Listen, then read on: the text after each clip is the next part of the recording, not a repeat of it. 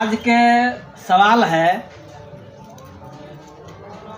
ब्रह्म मुहूर्त में मंत्र जप की जो हम साधना करते हैं उससे क्या फायदा होता है, और ब्रह्म मुहूर्त के बाद जो हम साधना करते हैं उससे क्या फायदा और घाटा होता है। तो ब्रह्म मुहूर्त में करते हैं उससे फायदा, और ब्रह्म मुहूर्त के बाद करते हैं उससे घाटा फायदा, दोनों बातों में चर्चा कर रहे हैं। तो ब्रह्म मुहूर्त में अगर आप मंत्र जप की साधना करते हैं, ध्यान योग की साधना में बैठते हैं, तो ब्रह्म मुहूर्त में ही बैठा गया और साधना किया हुआ सबसे उत्तम होता है। ब्रह्म मुहूर्त में उस समय जब बैठते हैं अपनी साधना पे, अपनी आसन पे, अपनी मंत्र जप क्रिया में आप बैठते हैं, तो ब्रह्म मुहूर्त में उस वक्त पूरा मौसम बिल्कुल खामोश रहता है, पूरा वातावरण बिल्कुल स्थिर रहता है। उस पर सारे लोग सोए हुए रहते हैं। उस वक्त पक्षियों का चहचहाना भी न होता है, न इधर उधर के शोरगुल होता है, जिससे हम ध्यान योग में या मंत्र जप की साधना में सही तरीका से, सही ज्ञान के द्वारा अगर साधना करते हैं, मंत्र जप करते हैं, तो यह शरीर एक निराकार होता है। इस निराकार शरीर में उस मंत्र जप के द्वारा, उस ध्यान योग के द्वारा हम ईश्वर की अनुभूति करते हैं। जब तक हमारा यह चित्त एकाग्र नहीं होगा, शांत नहीं होगा, स्थिर नहीं होगा, तब तक हम वह चीज़ नहीं देख सकते हैं।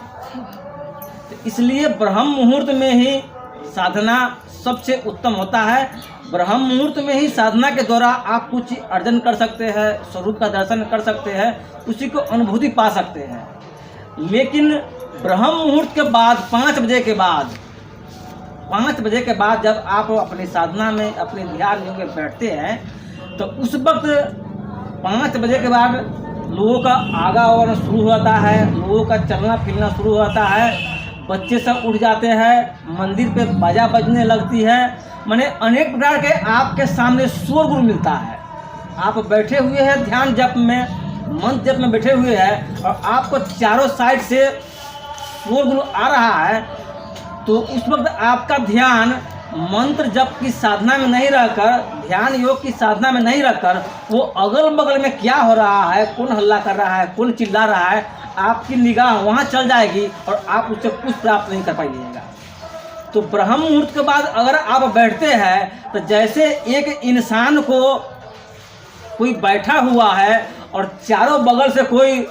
छुरा से घोंप रहा है, कोई लकड़ी से घोंप रहा है, कोई खुरपी से खुरेक रहा है, कोई गालियाँ दे रहा है, कोई कुछ बोल रहा है, कुछ बोल रहा है, ये ब्रह्म मुहूर्त के बाद होता है।